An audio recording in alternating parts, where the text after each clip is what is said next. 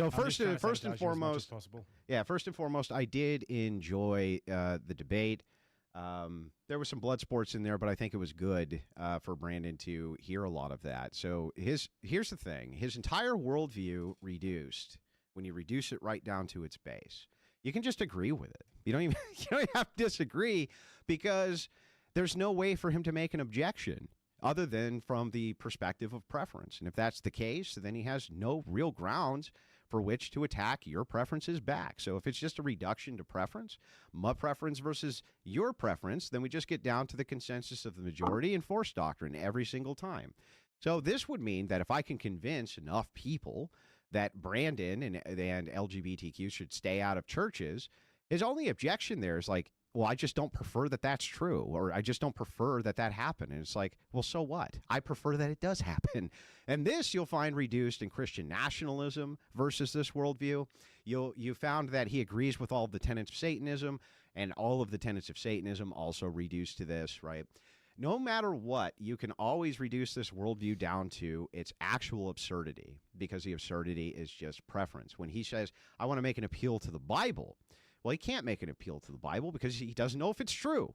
He said, I want to appeal to psychology, but I can't defend any of its principles or values. I want to appeal to science, but I don't even know the scientific method. I want to appeal to all of these different things, but can't make a statement they're true, don't know anything about them, don't even understand why I follow them, and then he says it's due to faith. Okay, great. Great. Faith is a wonderful thing. I don't dispute this or disagree with this in any way. The problem is that when you have such a low-value epistemic foundation for faith, there's no justification even for having faith. That just becomes another set value of preferences again. So it's like, why should I even give a shit if he has faith? I shouldn't, right? I shouldn't even care because there's no real set value there for him. It's not even true. Like his faith, by his own admission, might not even be true.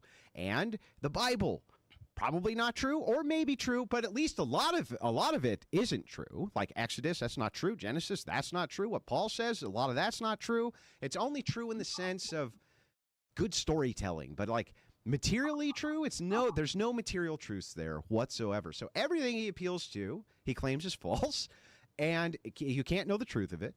He doesn't know the methodologies behind the very things he appeals to, which is fucking insane.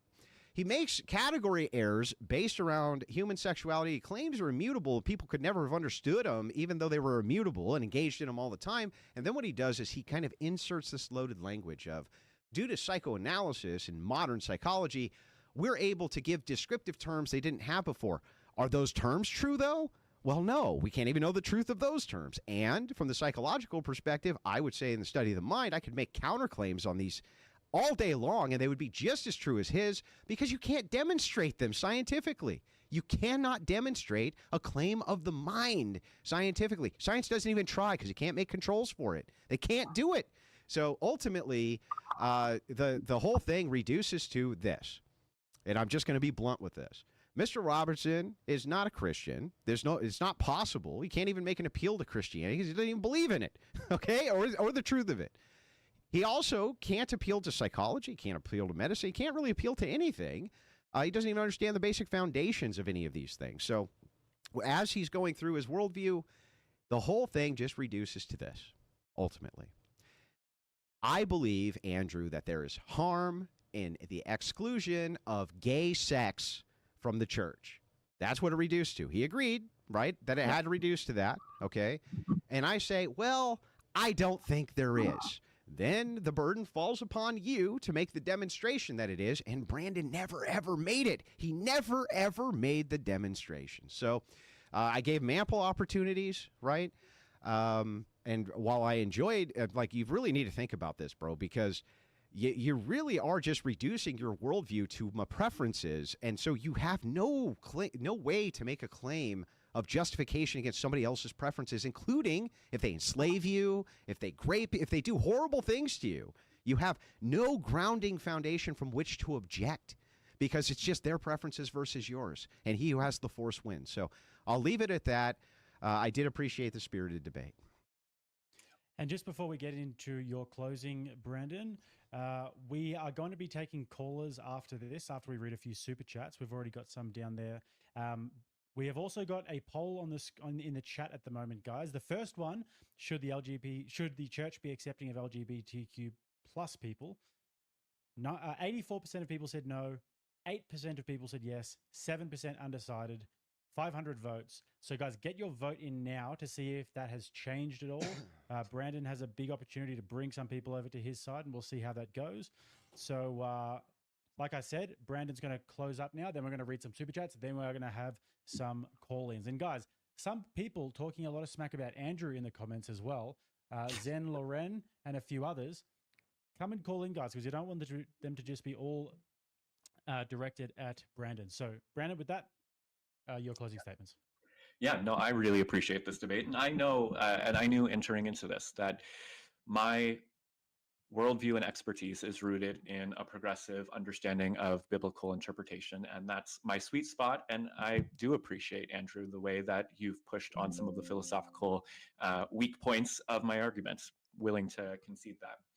At the end of the day, though, I do think that psychological data is clear that LGBT exclusion in the church does result in demonstrable harm to LGBT people, especially LGBT youth. I do think the preponderance of the evidence from biblical scholarship is that the Bible does not condemn LGBT people or our lives in love. And I believe that there is clear good that comes from LGBT people being in consensual, loving relationships and having access to the same full equal rights that all other heterosexuals have in society. I see no harm. I see only good. And yes, that might be based on my own experience. Yes, ultimately, all of my claims when it comes down to ultimate and objective truth do rely on faith. And I would say that I do believe that Andrew's view and anybody else who holds his view from a Christian perspective ultimately relies on faith at the end of the day. You can have philosophical arguments for God and for your religion, but at the end of the day, it's the leap that is going to be into the faith category, not to an objective proof that God or any of the theological claims are true. But most of all, I'm just grateful that this was a spirited and good debate. So thank you both for having me. All right. Thank you very much. So we're going to read out a few super chats, guys. Then we're going to read out the results of the poll. And then we are going to get into some callers. So I'm going to speed read through these, guys, unless there's a question that we really need to address. So Eddie for $10 says, Brandon, how would Paul in Romans 1:26 referring to, how would you answer, Paul? I think you get what the question is. Yeah. Romans 1:26 is quite simple. I would argue that in the first century Greco-Roman world, the primary way that same-sex sex took place, primarily, not only, was between people of higher status and men of lower status. And I would say it's sexual exploitation and abuse. And so what Paul is referring to, and this did happen among both men and women, is the sexual excess of the Roman people. Paul says that the people engaging in this acts are idolaters, so he's referring to pagans, and they're unable to control their lust, and so they sexually exploit and abuse people of the same gender.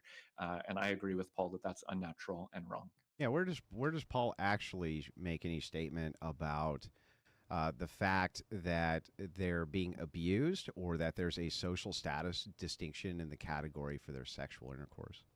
Yeah, this is why you need to read the Bible with context. We know that so he doesn't say that, right? He doesn't say that it's consensual, loving same-sex relationships either. So argument from silence.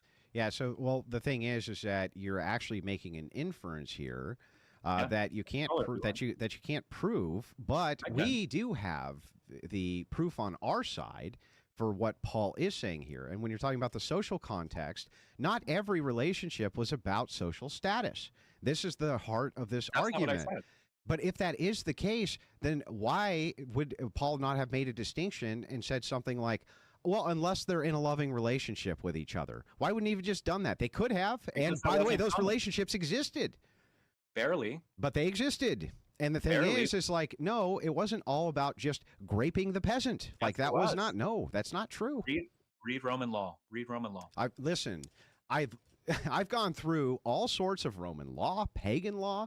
Okay, It is. You are correct in the fact that there is access nobility does have to people who are under them. They couldn't do it to Roman citizens unless the Roman citizen agreed to it for some price or something like this because they wanted to. All right, they could do this with slaves, but the average citizen could do it with slaves too. But there were also same-sex couples who just did it because they wanted to.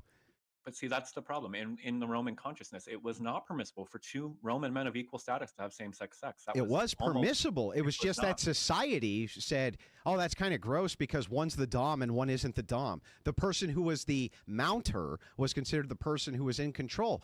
That doesn't mean that they were saying you can't do it or it's not permissible. You are very clever with your language here. It was permissible. It's just that there was a social stigma. And by the way, if there was, and this social stigma, Paul would have pointed it out. He pointed out social stigma constantly. No, not on this. All right, guys, we're going to get to the next one. I'm just going to read out 20 and up because we need to get to the callers as well. So the Ghost of Pinochet said, ha, logic trap at some stage.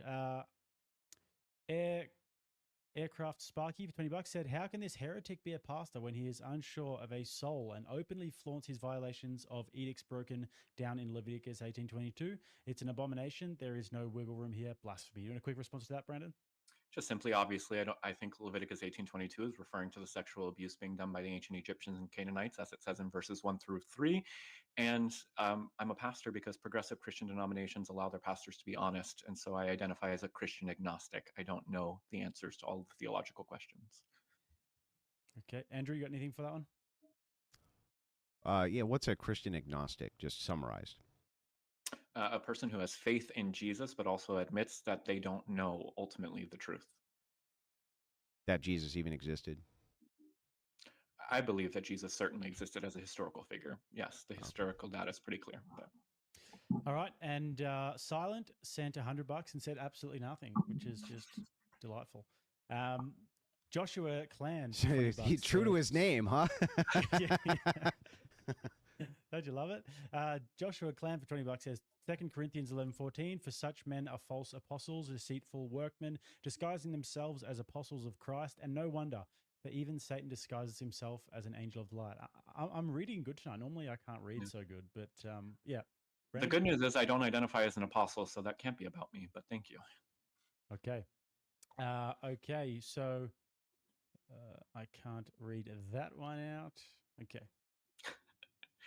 Cov something said for $20, a church should accept the LGBT community so Christians that seek him to follow God and live accordingly will flee the churches that create loopholes for sin. More concern on what God accepts and not the church is the only way. Andrew, do you want to respond to that one? Yeah, I've heard this argument before. So the basic argument is by essentially the congregations or this type of thing that do allow the influx of LGBTQ, which are mostly Protestant, let's be real, though he's right that Catholics have softened their position a bit, but they still don't allow openly gay priests. They don't allow females to be priests. They don't allow any of that. So, like, I'm not going to lie and say they do because they don't. They don't. But they have softened a bit on the rhetoric, though even then they seem to have, like, various justifications for why. That I'm not even going to beat them up on just yet. It does seem like it's moving that way, but we'll see. Ultimately, though, it's Protestants who mostly have this problem. So what his claim is like by opening those up, you're going to see which churches are false, right? And so then people can leave those churches. The problem is that when you create normalcy around this kind of thing, it can take root. Heresy does this constantly. It takes root, and if it takes enough root, it's really hard to root it out because it becomes a form of social normalcy. And we can avoid that by instead creating the social stigma, which is desirable for Christians, against the open advocation of homosexual sodomy sex, which is what is being advocated for here. Not men loving men, not it's actually just reduces to want to have sex, the anal cavity. Because of that, we want you to accept it.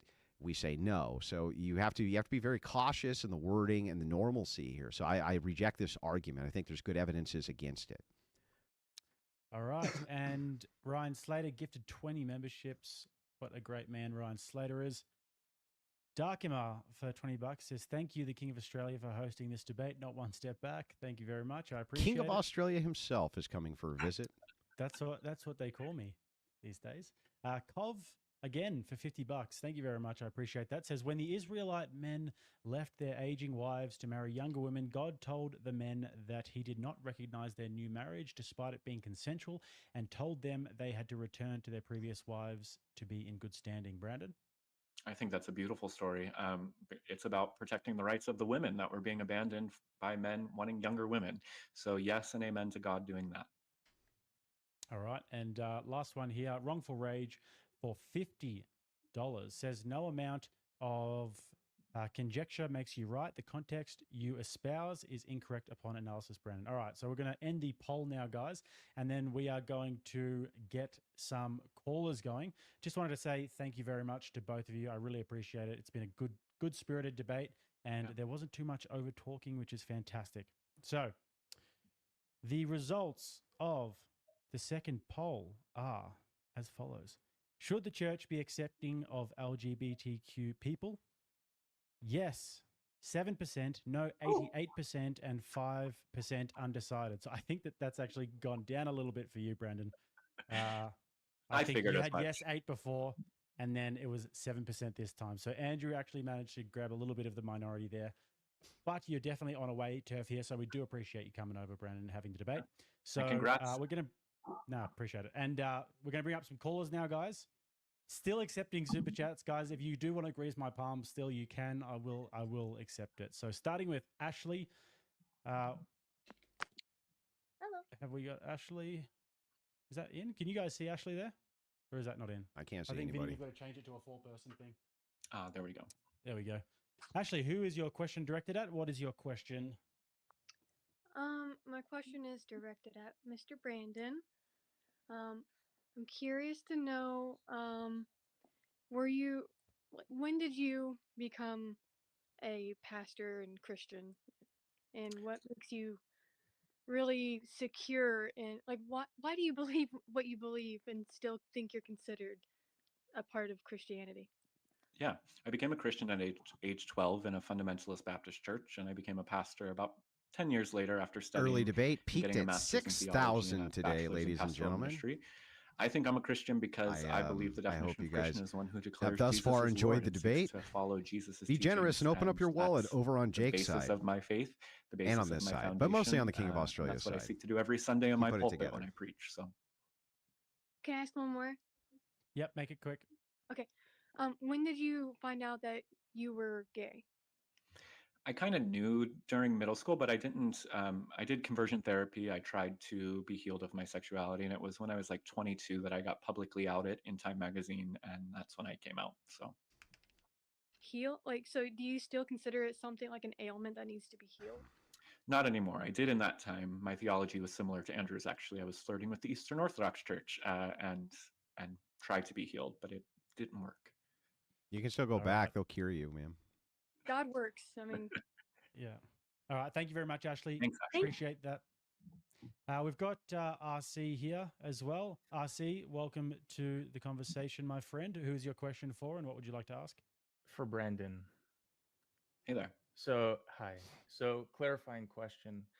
You claim that a romantic relationship is not sinful so long as that it involves two consenting adults, right? Yeah. Okay.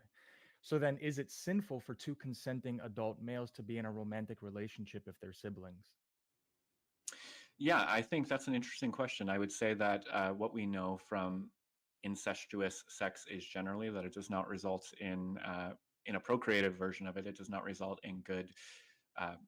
But that's why I said two males. I was specific. Yeah. So There's I no would say procreation with two males. Yeah, generally I would say because the law is clear on incest that I would say it's wrong. What if the law said that it was acceptable for two men who are brothers to have sex with each other? Would you have any objection then? I have no clue.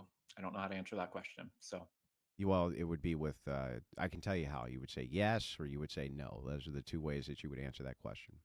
yeah, and I plead the fifth because I'm not comfortable with that question. I don't think that there's a inherent moral harm in a consensual relationship, but I don't also, it's not something I'm ever going to advocate for or promote because But those are the qualifiers you put. Yeah, but I also said it's illegal. Yeah. So you appeal to the law? Yep, on this I would. But if the law changed yeah, that's the question, right? Like, if the law changed, what would the answer be then? If the law changed, let's have that conversation. I have one more question if Go Yep. for it, man. there's time. Okay, because you also in the debate said that you appealed to nature. Yeah. Okay, so there's a lot of species of animals that engage in rape. Yeah. So if, okay, so then if you're Grape. appealing to nature, is grape, sorry. So if you're appealing to nature, then is grape immoral? But remember what I said, one of my standards is consensuality. So I don't believe that's consensual. When I appeal to nature, I'm appealing to the fact that homosexuality is occurring in many thousands of species, not that everything animals do is good. It's not consensual. So then don't appeal to nature. No, I can appeal to nature because homosexuality is a natural So you occurrence. selectively appeal to nature just like you selectively pick and spark Yeah, out the that's- Bible. You also That's how shouldn't that do works. that because it's fallacious. So it's an appeal to nature fallacy. The appealing to nature itself does not give us the proper conditionals for the argument. Just saying a thing occurs in nature, therefore exactly. there's an ought there has no Which bearing. is why my whole argument wasn't nature. It was one part of the argument that we actually didn't address in the debate at all. So All right, hey, thank you, Jake. I appreciate the time. No worries, RC. Take it easy, man. You too. All right, we've got what was you, Jonathan or Gail? Which one would you rather? Who's this one. Gale? I never heard of this guy before. Okay, yeah, sure. All right, what's your Who's your Gail? question and who's it directed at? It's for Brandon. Just a couple quick questions. I have to be heading out soon myself. With Romans 1:26, let's just hypothetically say the traditional interpretation of Paul was talking about all forms of homosexuality is correct. Would Sure. you say Paul is wrong then? yes, And can Paul be wrong in his epistles? yes. And would you say Galatians 3:28 is correct then? I think that the way you interpret that, I think we're going to interpret those words differently based on our theological context. But yes. Well, no. Galatians. Okay, yeah, you know what Galatians 3:28 is, right? I'll read it Yeah. out. Oh, okay. So I'm just wondering, how do you determine that difference then? So I believe, as I said at the very beginning of the debate, I believe Scripture is inspired by God, right? But that doesn't mean that it's without error. I think it's a human product. And so the Apostle Paul often, even in the Scripture, the Apostle Paul says things like, I'm giving you my opinion, not a dictate. And I think there are areas where Paul says lots of things that are very context specific to individual congregations that he was writing to that are not meant or were never meant to be applied universally 2,000 years later. And so it's a case by case way of engaging with all of Yeah, this. but if you're going to say that the Bible is inspired, and sure, I could accept maybe Scrabble errors, but ultimately the core messages behind it would have to be infallible if it's going to be inspired by God. Would you say God's not perfect then? No, I don't think inspired. I think you have a different definition of inspired. I think many people are inspired by God. I'm inspired by God. You're inspired by God when you go to church. Yeah, but if you're going to make moral oughts for the church and ultimately for society, you're going to appeal to the Bible. It wouldn't make sense if it's not perfect, at least within the core messages. None of the authors of the Bible thought that they were writing a document that was going to become the law. Whether that's not relevant. Whether or not they Yeah, it thought is. they were writing a full library. God or not, didn't write the Bible either. God didn't write the Then Bible. why are we using the Bible then in the first place? Because it's the library of texts from the tradition that I belong to, and therefore it has authority in my tradition. But I don't think it's a So universal. we can appeal to tradition only when it appeals to your tradition. Then by No, I'm talking from my perspective. However, the way that I Your- use the Bible because I'm a Protestant well, Christian. everyone has their own perspective, but how we know which perspective is correct then? Yeah, that's a great question. I think you heard that all throughout the debate. I think Yeah. Well, how do we know? Why should we prefer your perspective over Andrew's? you shouldn't. I Yeah, shouldn't. that's eventually the conclusion. Then why are you here? I don't mean to be rude, but why are you here?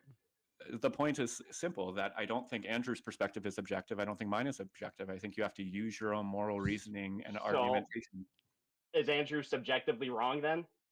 Yeah, that's how I But would he's frame it. not objectively wrong. Oh, okay. Well, then We Andrew can't could just say say that you're subjectively wrong. Indeed. And he could be perfectly That's correct. how we end it. That is how we end That's it. how precisely. that's how it reduces, right? So the thing is like with when it comes to these epistemic claims, right? The claims of knowledge, and then when we get over to the ontological claims, we didn't get into those quite as much. But his grounding knowledge claim just comes from preference, and so he really doesn't have any ground to say that my preference is in any way wrong, or that any prescription that I would make, which would be adversarial to his own, is in any way incorrect. He just can't make that claim. He could just say, well, it violates my preference, and I'm the ultimate arbiter of all things which are good based on my preference. It's like, well, so am I. So it's like, Okay. I just got one last like question, or maybe a line of questions. About 2-3 minutes, Yeah. I'll be off. Yeah. So Make it quick just because we got to move it on pretty quickly. Of course. Yep. So let's just say, for example, I read the Bible and I say, okay, I say most of the Bible is true, but I don't believe that Jesus has to be of the Messianic line. He can't be of David's line. Would that be wrong in your opinion, Brandon? No. That won't be wrong. So the No. Bible, even the Bible says throughout all the prophets has No. says it has to be of David's line. the I root think of you're Jesse, the branch of misinterpreting. David. I think you're misinterpreting the prophets bordering on anti-Semitic. I think reading back into I'm, I'm, the, I, reading that's back not my into the actual Bible. position. That's Yeah, not yeah, my yeah. actual I'm just position. I'm just yeah. But I'm saying reading back. I think it's a problem for Christians to read back into the Hebrew Bible things that are not there, and I don't think. I think that reading Jesus into the Davidic line or those images of lions, I don't think that's a helpful theological move to be making. okay. Two last questions because I want to have other callers come on. First question for Brandon. You brought up anti-Semitism. Keep it TOS friendly, of course. I don't want Jake getting nuked off off YouTube. Why would that be objectively wrong then? Anti-Semitism because it doesn't love Yeah. your neighbor as yourself, and that's my guiding value. Okay, and then my next question then is why is that objectively good if ultimately the Bible is not factually correct, objectively I didn't correct? say Then? that. You all. This is the thing that I keep finding in the conservative argument. When we say that you need to interpret the Bible contextually, it doesn't mean that all of the Bible is inaccurate or unreliable. It means that you have to read it in culture and Yeah, context. but I believe the that Gospels. begs. I The I Gospels are understand your historically point. reliable. I understand your point. Now, just this is my last statement. Yeah. But if you're going to appeal to the Bible, but then at the same time says the Bible isn't always correct, why are you appealing to the Bible? That would Because be the my Bible question. is one of my authorities as a Christian. And I would say that's a circular argument. But anyways, I have to go. I know there's other callers. Thank you for entertaining me. You as well, Jake. I'll tell Gail that he failed. He didn't show up. Get out of here, Gail. Get out of here, Gail. We'll see you in a TikTok invasion. See ya.